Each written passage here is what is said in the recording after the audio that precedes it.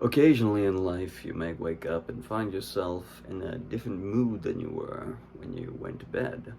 For example, you may have been experiencing joy and happiness before lying yourself down, and then you have awoken to find this existential dread and melancholic drudgery pulling you down to the inner sanctums of hell or whatever underworld they may be. And you're not really certain what's going on. So, in case these nitpickeries, in case they find their way into your world, there are a series of checklists or items that you want to try and do to regain control of your moods. Because as the seasons change, so do our moods. As the birds come and go, so do our affections and afflictions and frustrations. So, what you want to do? Step 1.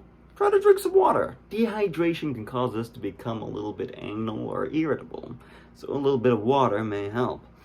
Step 2, maybe try and have a little snack. Your blood sugar may be a little bit low, so you may be getting a little bit hangry. There's always a little bit of food that could uplift the mood.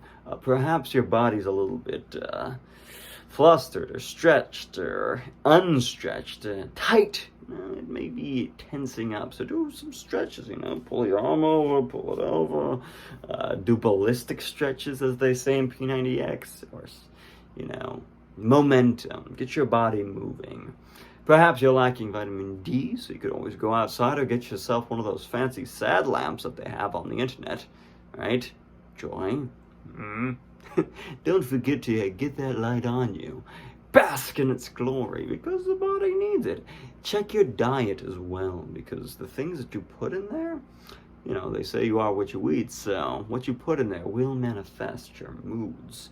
And if that's not working, perhaps your brain needs a little bit of stimulation. So reading a book, watching an educational documentary that exposes you to new ideas that you may not have been exposed to before, or even just talking to someone you haven't talked to in a while about a topic that you find fascinating.